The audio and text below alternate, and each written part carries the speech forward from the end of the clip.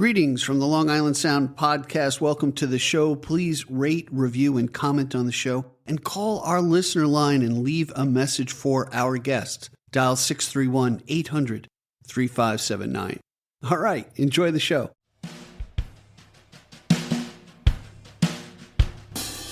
Welcome to the Long Island Sound podcast, where we explore the muse and the music, from the North Shore to the South Shore, from New York City to the Hamptons, navigating the wellspring of original music from singer-songwriters and musicians from Long Island, New York. Hi, I'm Steve Yusko from GigDestiny.com. Stay tuned as we explore the Long Island Sound. Discovering new music has become a passion of mine.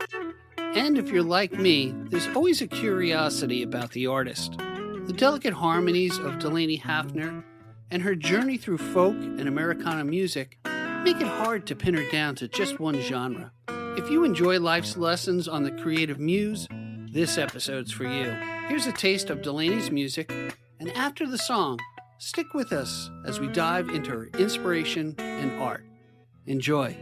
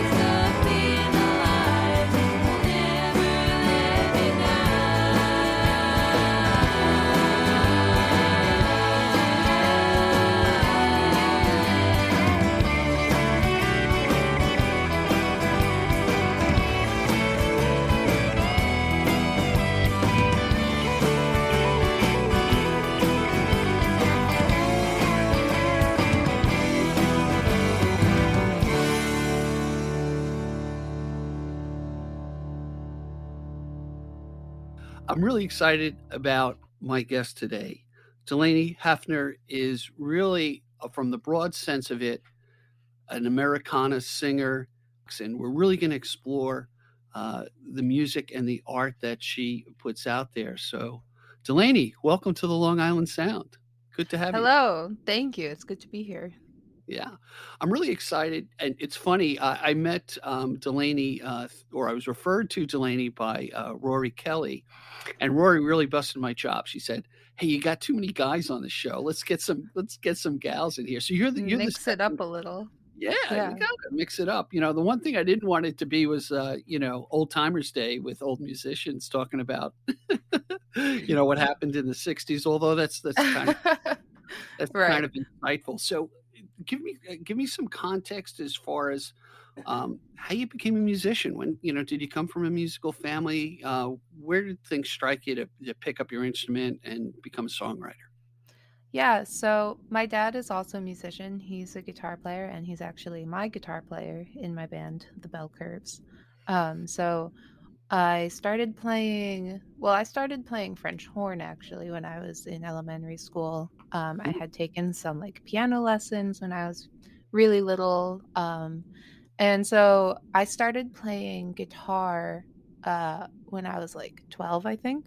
And I Okay. remember, writing my first songs with my mom and she would help me write lyrics and I would write music and yeah, it was definitely a family effort and I kind of got my dad back into making music because he was a very active musician before I was born. And even when my older sister was little, he was still playing out a lot. But when I was born, he kind of used that as a reason to He blamed start you. start doing other things. Yeah, It's exactly. so So it's sweet. kind of like a cosmic irony that I was the reason he started playing seriously again. And yeah, we started recording my first originals when I was like 15, 14 or 15. Oh, about a year With ago.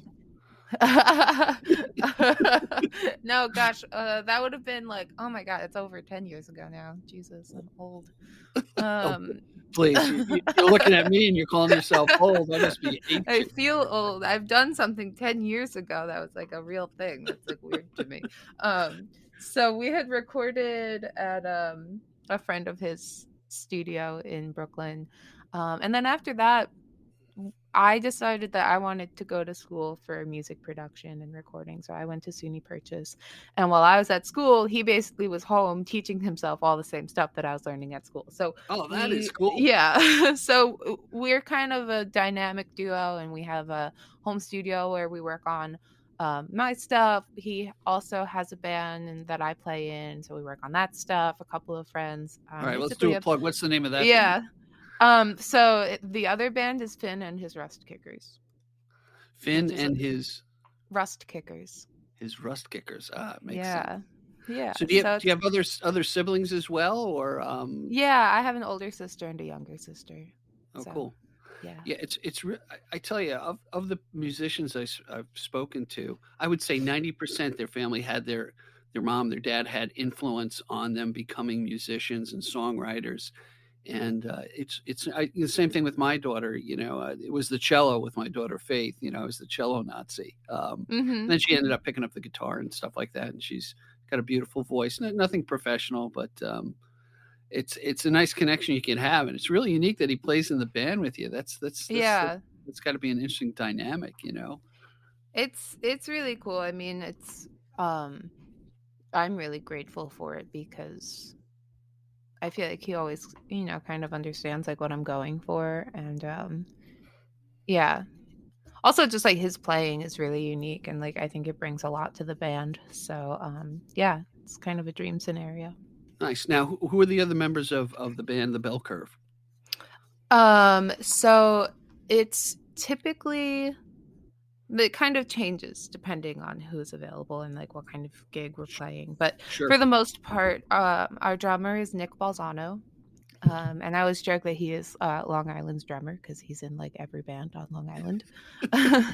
um, my friend Anna O'Rourke, who's also an amazing singer-songwriter, plays guitar and she does vocal harmonies. And then my other friend Sam Monteleone, who is also another amazing singer-songwriter. She's been doing vocal harmonies, and we've been talking about getting her on keyboards and like Nice. organ, piano sounds. So, That's and I great. play bass in the band. Excellent. So you got a good troupe there. That's great.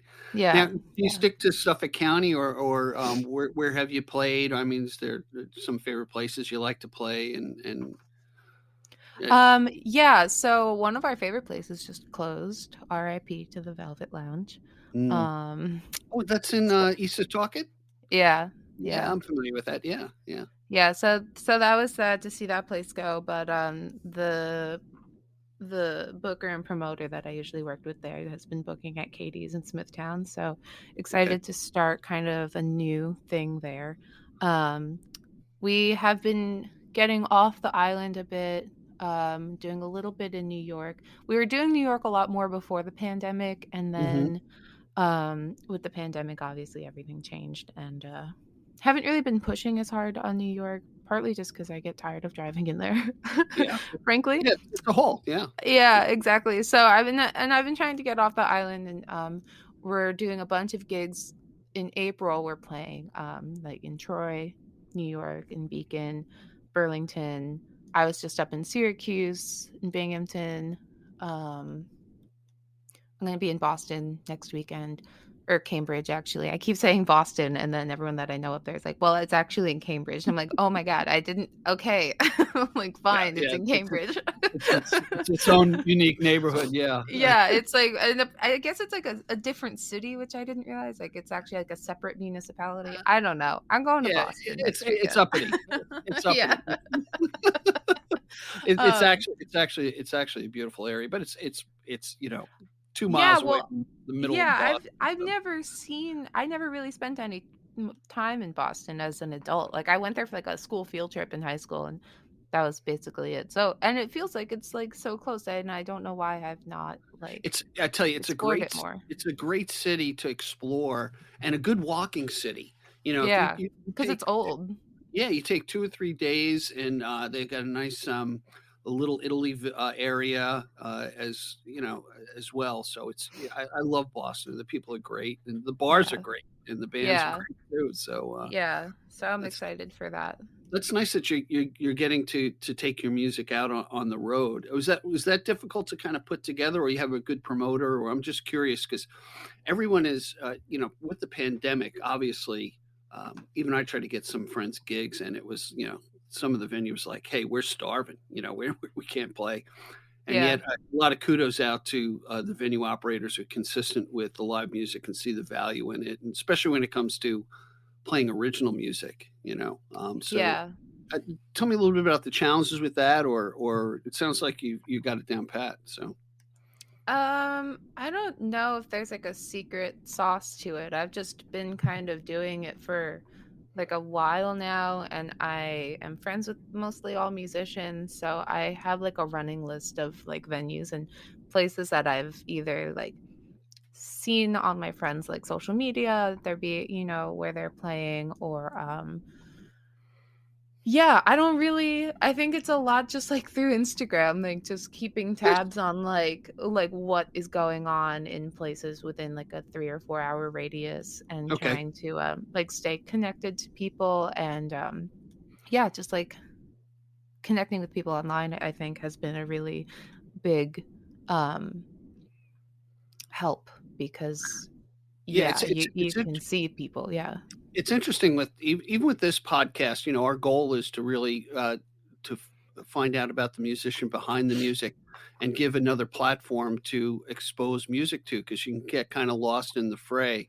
And from my experience, just recently with the pandemic, man, my heart went out to artists who, like, this is their living, to go out and perform. They're dying Mhm. to perform, and finding out different ways, whether it's through Twitch, or doing a Facebook live feed, or giving snippets here. Um, their creativity extended into social media, and Yeah. it's been a blessing for me because I get to meet people like you, and kind of discover new music that I would never hear before. I'm not. This Mhm. may sound wacky, but I'm not a fan of pop radio. One of my Mhm. favorite stations. that I stumbled on is FUV in the city, the Mhm. Fordham station, and Mhm. it was really kind of great because now I got introduced to things I would never get introduced to. And as being Yeah. an older guy, you can easily fall into reminiscing about music, and getting into that, that groove. Yeah. Nothing wrong with it, but Mhm. man, give me the new stuff. Give me the people who are creating. Give me the people who are talking about social justice in their life and Yeah. things that are current. Definitely.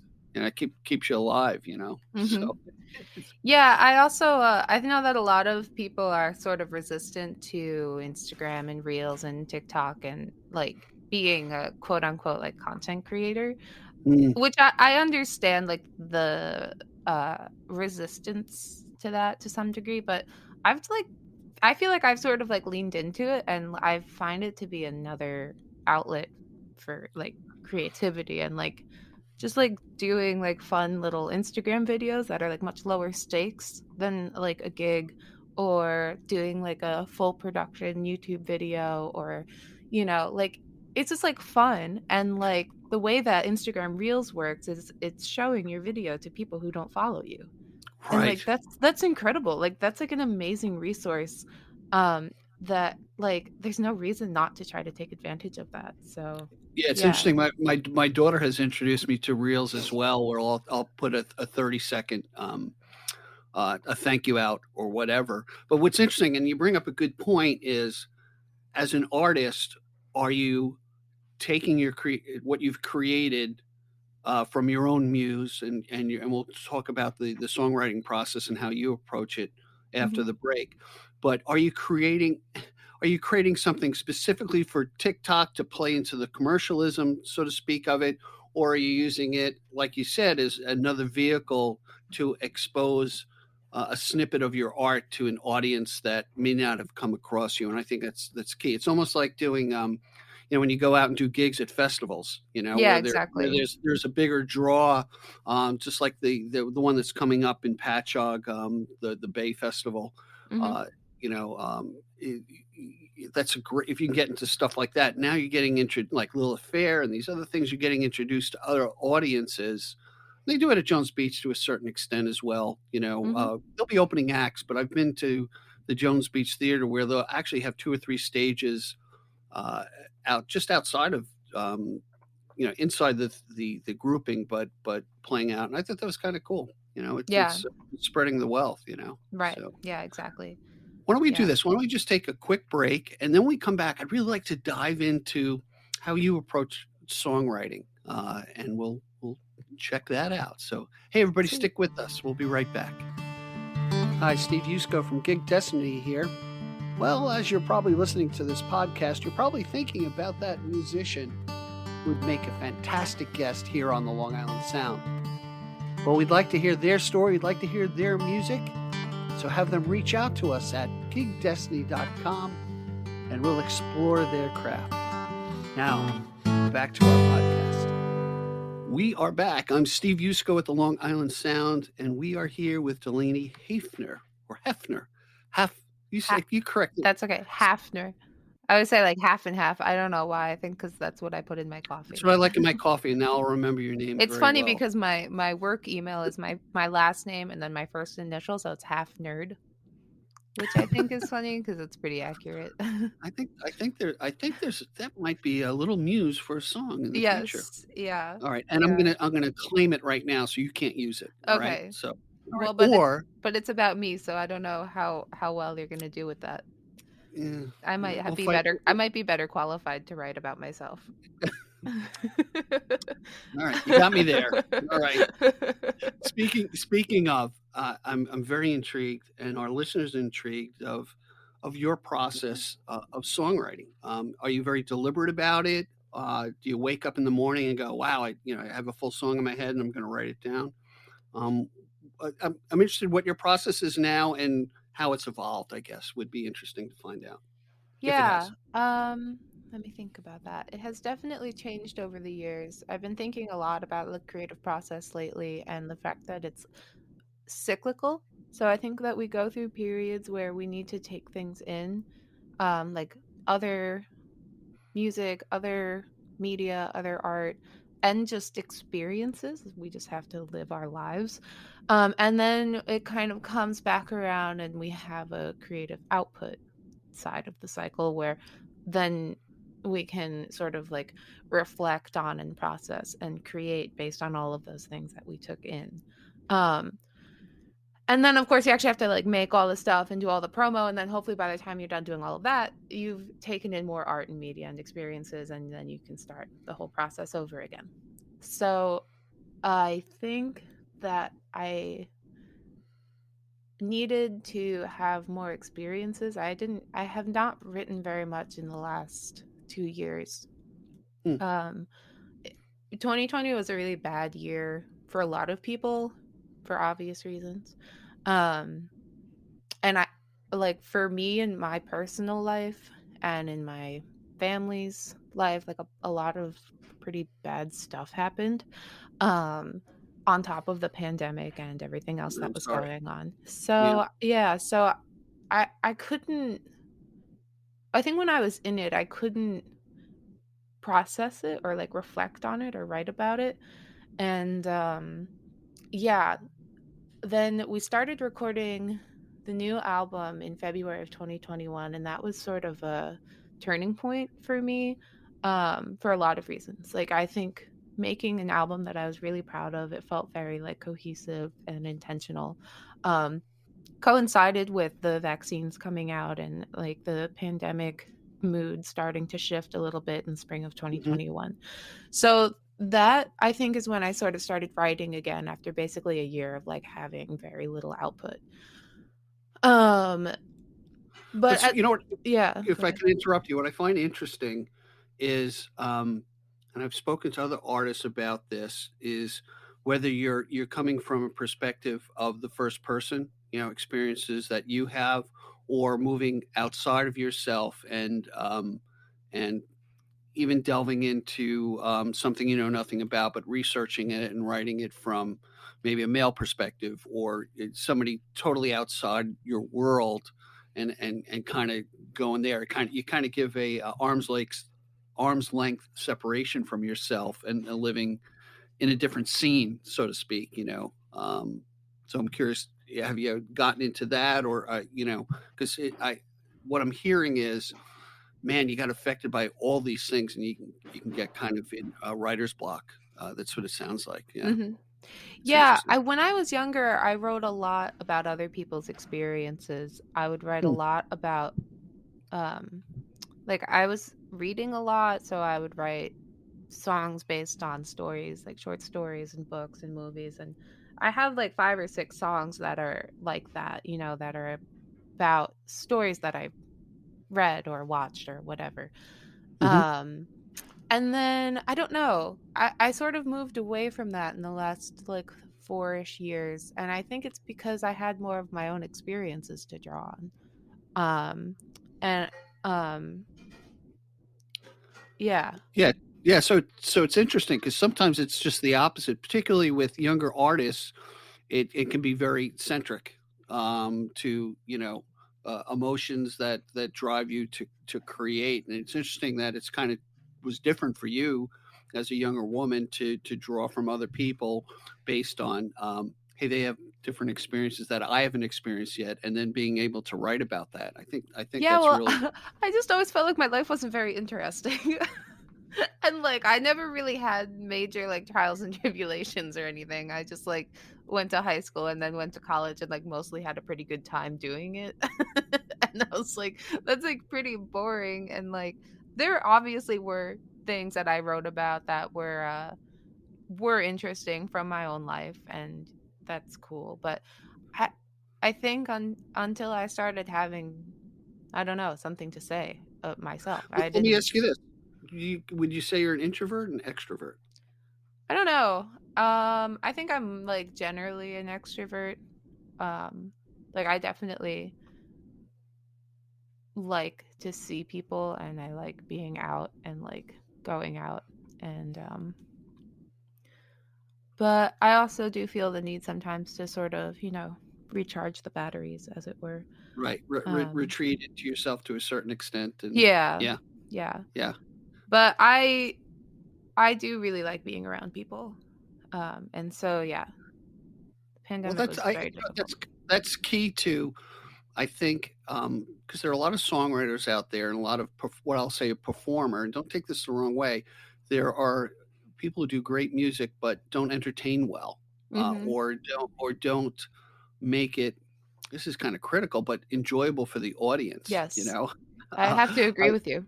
Yeah, yeah, absolutely. I've seen, and just take from a guy who can't do it. Okay, I've been at live presentations in small, pubs and stuff like that, and it's just like the radio, and yet there are people who pull the energy, whatever it is, from the audience, and now the audience is contributing to the good time and the Mhm. art. Really, it's kind of Yeah. interesting. I think that there's something really magical, for lack of a better word, about live performance and live music. And that's something too that I've sort of leaned into, I think, in the last year or so since playing regularly with a full band. There's just something about like when you get into that sort of like flow state when you're playing and there's an audience that like gives a shit about what you're doing and like Right. actually is like listening and responding and like that's just like really special. It And almost, it I almost also play, think that like this, I don't have to be doing this. Like no one is making me write songs and making me have a band. Like I'm doing this because I want to do it. You know what I right. mean? So like Ex- what am I going to go exactly. on stage and like be grumpy? Like that doesn't make any It sense. happens. Like why are you doing it then? That's like I don't it doesn't make any sense to me. Yeah, well, when you think about, the songs of the call and response type of song, there's an element in that, of an artist and their audience, the call and response, and it can really feed upon itself to really, pull out a great time, Mhm. and in other directions, pull out sadness and moods, or what have you, and then you mix alcohol in with it, and it can go anywhere. Yes. Yeah, and I think also it's just like the connection comes from the fact that we are expressing ourselves and other people can relate to that expression of ourselves and like that kind of like breaks down the alienation that I think a lot of like modern life has created because it's like you are saying I'm here, I feel this, and then the other person is saying wow, I'm here and I also feel that.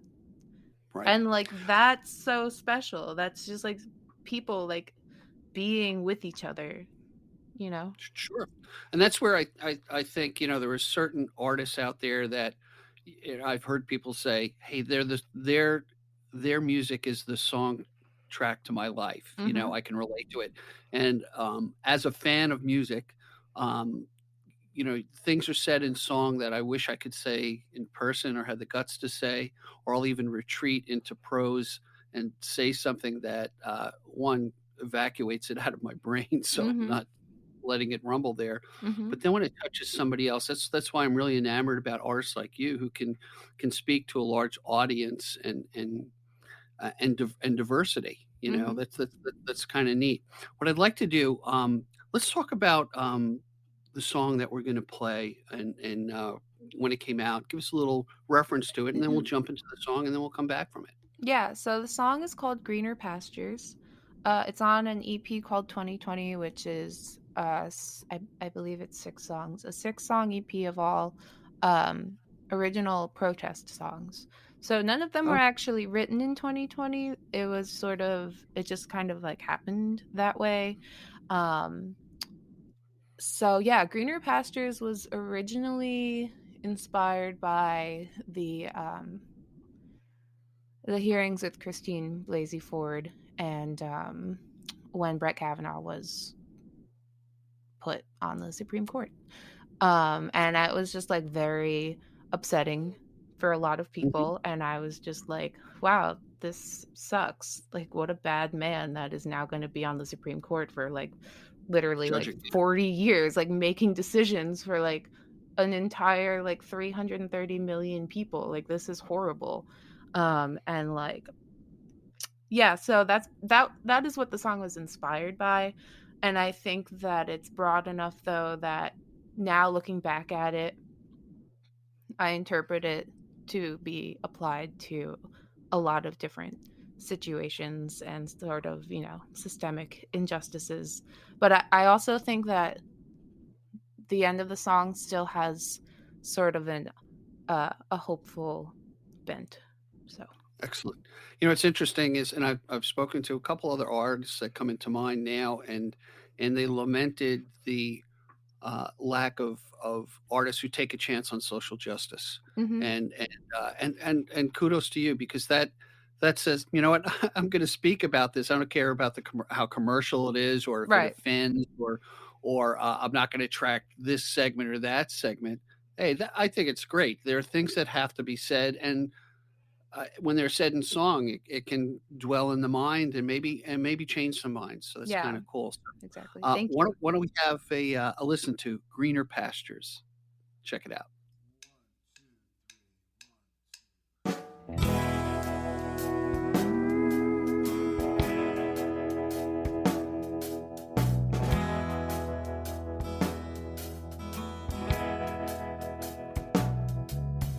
I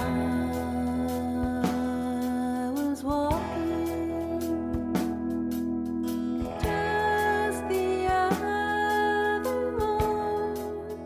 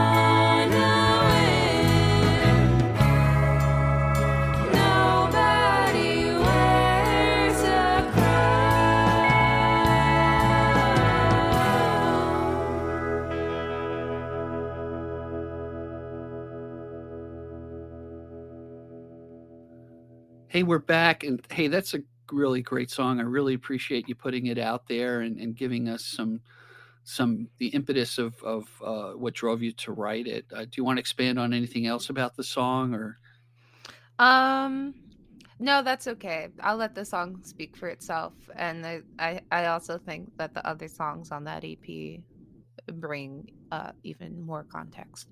Um, Another track on that EP that I'm really proud of is I rewrote the words to "Can the Circle Be Unbroken," mm, the old traditional, to be about gun violence and this sort of seemingly unending cycle of school and public shootings.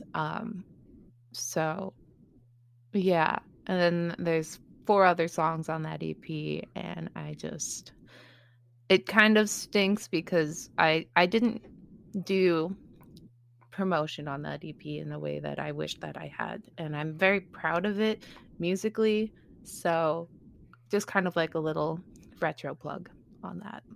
hey, you know what? Once it's out there, it's great. People can discover it, and that's one of the things that we try to do here on the Long Island Sound is give that exposure to it. So, Yeah. and it's funny, not funny that you mentioned about gun violence, but I'm on the other end of the spectrum because I work for a company in security where we look to protect schools, Mhm. and I'm on the other end of. It's unfortunate we have to do put these things in place Mhm. for what seems to be weekly shootings out Mhm. there, and it's just Yeah. it's It's horrible. a nightmare. Yeah. The culture of it is just it's so bizarre. But It's twisted. Yeah. It's yeah, really I'm glad you're speaking out about it. So I think you bring attention to things, and it moves around in our heads afterwards. I Once it's hope out so. there. So, yeah, so Yeah. it does have effect on things. I'm curious about um, you become a singer songwriter. You have the band together. Mhm. Dad plays in the band, which I think is great. Thank So you. is it like a Partridge Family? No, it's probably people might not even know what the Partridge Family No, I reference know about is. the Partridge Yeah, Family. okay, I it's get not a it. Partridge. You don't have a colorful bus that you're traveling Well, around I state. do actually have a 2002 GMC Savannah conversion van that I'm very proud of. So Oh, you'll but have to it's send not me a a bus, you'll technically. ha It's you'll have just to send me blue. a picture of it so we can link it into the podcast. Yeah, I will. I will. I That's take great. So pictures of it all the time. It's like so average looking, but I'm just like I just love it. I'm obsessed with it. you went to school, up at Plattsburgh, you said, right? For Purchase. Purchase, SUNY excuse Purchase, me. yeah. Yeah, not Plattsburgh's, yeah, way north.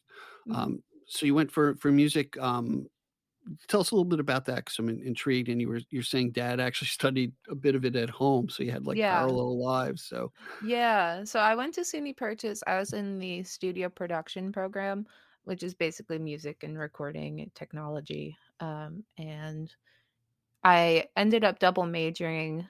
So I also got a degree in arts management while I was there. So I do have two degrees. And I always say I got two for the price of one. It was like a buy one get one at SUNY Purchase degree programs.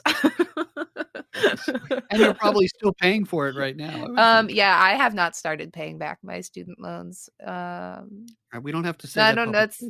That's all right. It'll happen when it happens. I'm not really That's pressed right. about Well, what's it. interesting is you've got the edge up of other artists who, have to rely on somebody else to say, "All right, now how do I put my what I think's in my head, and make it studio quality and then get it out there?"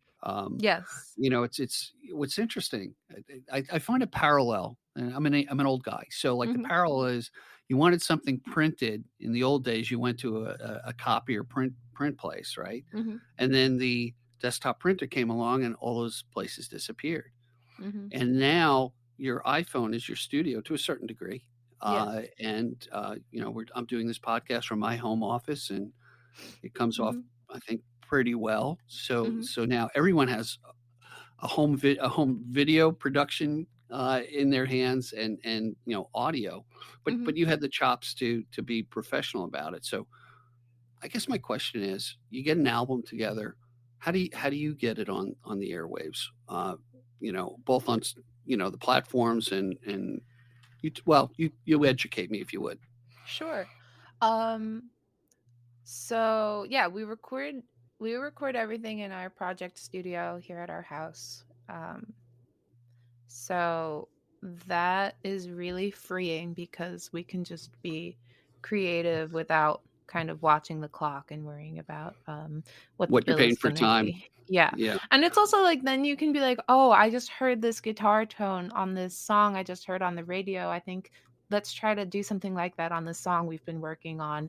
We can go down to the studio for 2 hours and like, futz around with it and try to do something without having to again like rely on someone else or book time or pay for it and like it. And then it is also a rehearsal studio, which Hmm. is invaluable in trying to play with a live full band regularly because again not paying for rehearsal studio time, we can start whenever everyone gets here. We can you know take It's things great. easy one week and like work out new stuff without again like watching the clock. So having studio space is just I can't. What I'm so program do you guys? grateful. What programs do you guys use? ProLogic or I know there's a bunch Yeah, of them. we use Pro Tools. We have an old MacBook with I think it has Pro Tools 11 on it. And that's kind of our dedicated studio computer. Yeah. So, It's interesting what's out there. I use Audacity to pull this together. I'm learning every week mhm. on how to filter out, the P's that somebody might say and what Mhm. have you. And it's interesting. And you can really get nutty about it. you know, Mhm. where, Yeah, well, I oh work in radio too and like it's like, you know, you can go really crazy and like yeah, but it has to be edit every conversational. single You can't thing, take right? every artifact out or it just doesn't Exactly. sound Exactly. natural. But I'm telling you, and you were talking about this about not listening to podcasts that you're on, Mhm. Mhm. maybe because you have the critical ear. I don't know. Mhm. Personally, I love hearing myself speak. That's the only reason why I do podcasts. So I can just sit and I look at like me. hearing myself sing, but I think I have a horrible speaking voice, so I That's can't do funny it. because nobody likes hearing me sing. I can tell you That's that. okay. That means we make a good pair then. Excuse me as I cough it up, but you can get nutty about it, and you can spend hours, um, you know, uh, uh, trying to edit and stuff. But what I find interesting, and I didn't know about the process at all. So my friend Mike Nugent, he's a great musician, and he has his own little studio, and he'll lay down tracks and he'll play along, and then he hands that music off to a guy named Kevin Kelly, who's Rory's dad, and Kevin's got the ear, and he was a professor, for what you went to school with, Mhm. and I even had my chops busted early on because I recorded my episode in mono, and Kevin rightfully said, "You did an injustice to Mike's songs that you played because it's in mono, you jerk." He didn't say Oh jerk. no. Yeah, but it's kind of cool, Yeah. of what you do. So you've got to, so you better be rich and famous very soon because I mean, I hope so. you've got everything right there. I mean, Yeah. you got dad, you got the Mhm. studio, you got the practice time, you've got the chops and the creativity. You Mhm. definitely write good songs. So, I Thank mean, you. come on. I mean, what else, Just have to I have mean, that's what I'm saying. I just I gotta feel that way too. but, you could have crappy album covers, That that could Actually, be yeah, maybe. I'm pretty proud of our cover art because the last few things I've had like illustrators do the artwork, and then on this upcoming album, I worked with a designer, and my partner is a photographer, and they did all the photography. So I don't know what it is. I think people just need to hear it, and then maybe they'll like yeah, it, or I don't know. maybe I don't know. Maybe people just don't like the songs, and that's fine too. Well, you see what you're doing, Delaney? You see, I'm gonna give you some advice. You're setting the expectations for your audience so high, Yes. you gotta They go in can the other never live up direction. to it. No, Don't you got listen to the songs. They're gonna be yeah, horrible. no, yeah, you Don't even definitely don't listen to this bother. one. They're Yeah, you so gotta set average. it's like a marriage thing. You set low Yeah. expectations, and then everything's a bonus. Right. Yeah. Now I'm giving marriage advice. This is a test to see if my wife actually listens to my episodes. And she's like, "Yeah, someday I'm gonna be on your podcast." I said, "Deb, you're on my podcast every week. You Oh just my don't." god, that's so funny. That's But it's yeah, hilarious. it's all about having fun. Now, So you said you worked at a radio station, or you work at a radio station. Mhm. Do you take your music and or you work through an agent to try to get it in, to independence, college? What's your modus operandi for that?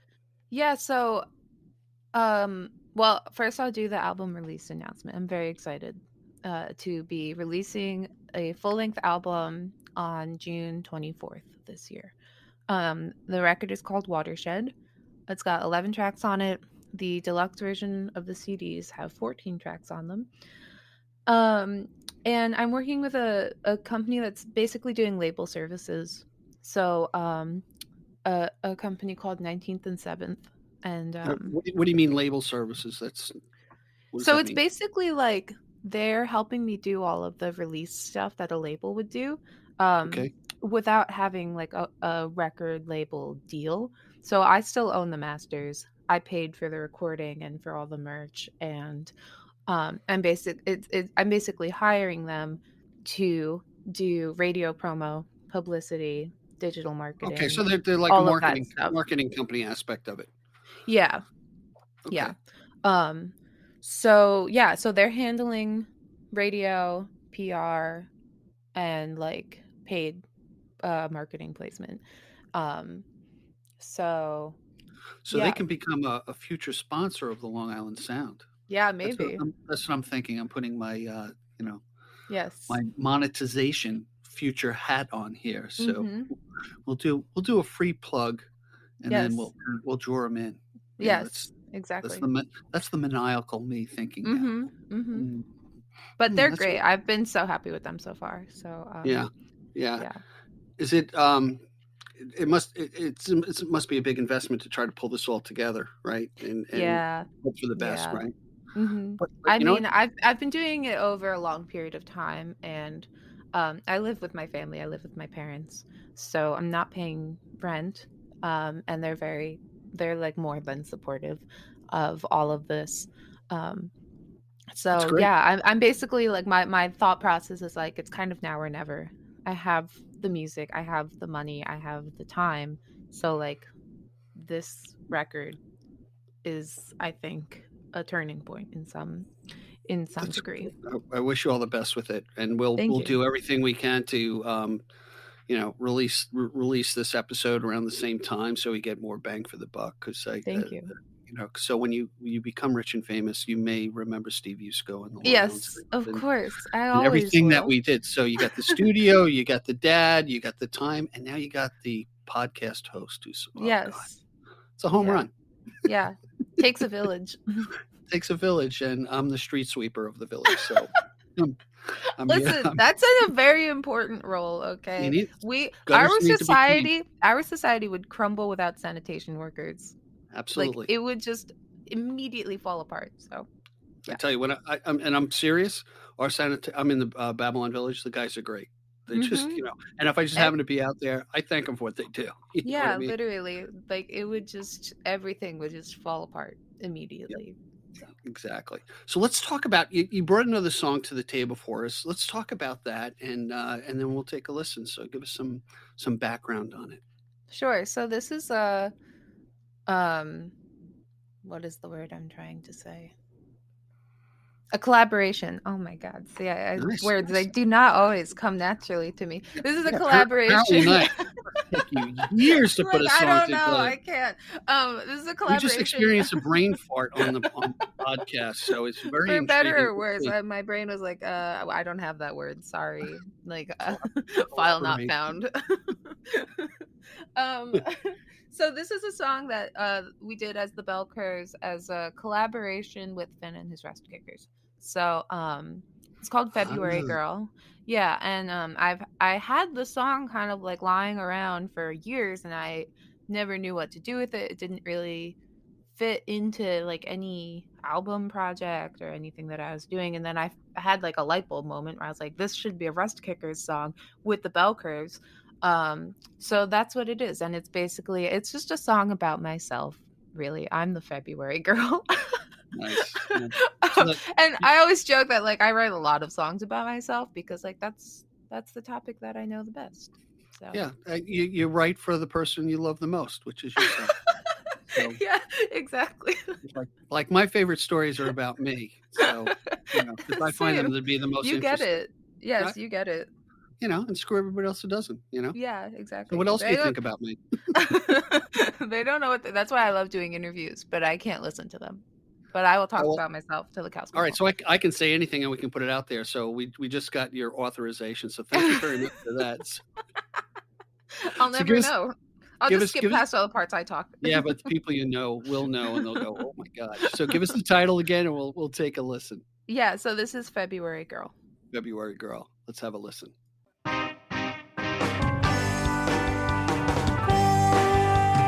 February girl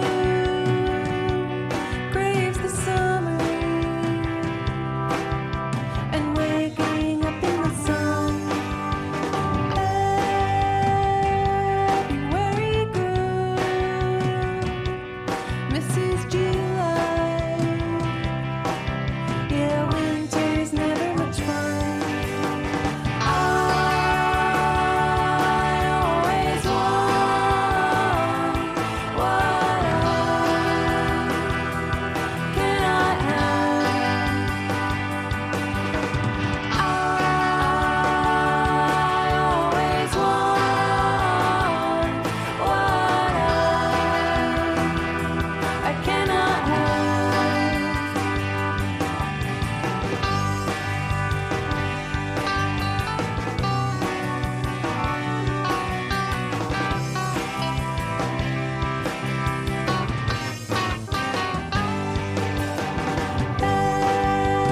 February girl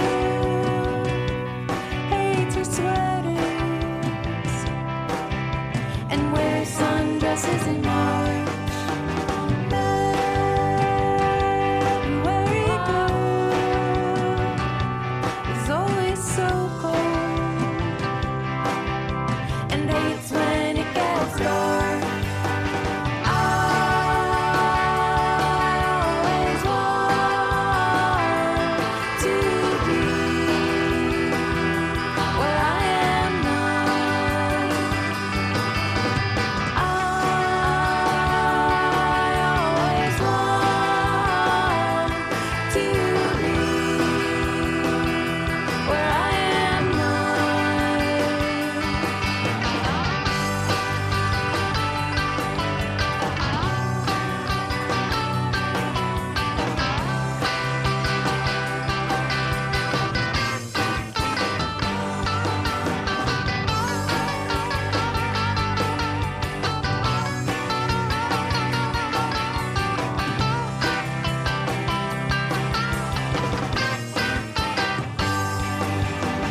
I always want to be who I am not.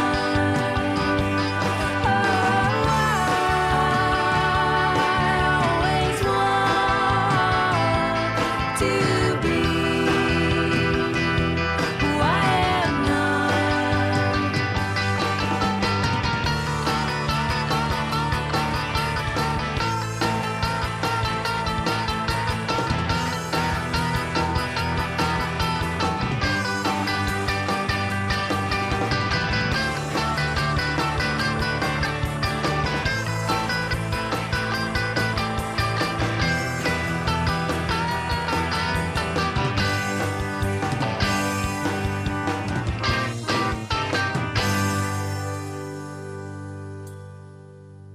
Hey everybody, we're back. That was a great song. From the February Girl, singing the February Girl. So really appreciate that. Delaney, tell us what you've got the new album that's coming out. It's got to be really exciting. But tell us what else you're playing around town and tell us what you got coming up. Yeah, so the big one that we have coming up is we're going to be in Massapequa on April 29th. Ooh, where? That's We're going to be close. at the Massapequa VFW. Oh, nice. Yeah, Great. so that's a gig. We're going to be opening for a friend of mine, Matt Stoll. He has a birthday show, basically. And that's going to be really fun. The promoter is Golden Hour Booking, and they're really great crew, and there's going to be some other really good bands on that bill. So that's going to be a good one. That's going to be full band. And then the other one that I think would be relevant to our dear listeners is we're going to be at Katie's in Smithtown on April 18th. So that's a little nice. sooner. And what we'll do is we'll put any of the gigs on the gigdestiny.com calendar, post up there. So if you want to see any of the artists that have been on the Long Island Sound, you can go there, and you could also see Delaney's work and future events. You can keep coming back, and it'll be great. I really, you know what? I really appreciate you spending time with me to do this. I'm really excited for you. It sounds like you've got a fertile field surrounding you and great people supporting you. I'd like to have your dad as a guest sometime if he's interesting. If he's definitely. He could be a great guitarist in a band, but if he's boring, I don't want him. Well, he managed to raise me, and I'm like kind of a weirdo. Yeah, so I don't know. He can't be too normal. He looks like he did a pretty good job, from what I can tell. And I'm going to ask everybody, check out the chapter marks on the podcast for anything we spoke about during the podcast. There'll be some links there. Hey, Delaney, I wish you all the best. I'm excited for you. I want to thank you for being my guest. And I always end my podcast this way. And a good friend told me, we can account for what we have in our bank accounts and what we own. Can never account for how much time we have left. And the fact that you gave me an hour of your time today and shared your art with me has been a blessing. So I really appreciate it. No, I should be thanking you. You're doing God's work. So thank you. All right. Finally. A little late in life, but God's forgiving. You get there eventually. That's fine. You get there. All right. Be well. We'll talk to you soon. Okay. Okay. Thank you so much. All right.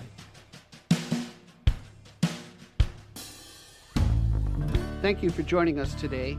I appreciate the time you spent with us. Please subscribe and comment and visit us at gigdestiny.com. Till next time, be generous with your joy, keep your spirits high, and let the music take you on a journey. Be well. Peace. Thanks so much for listening. Please rate, review, and comment on the show. We really love to hear from you. And call our listener line at 631-800-3579. Again, thanks so much. Be well.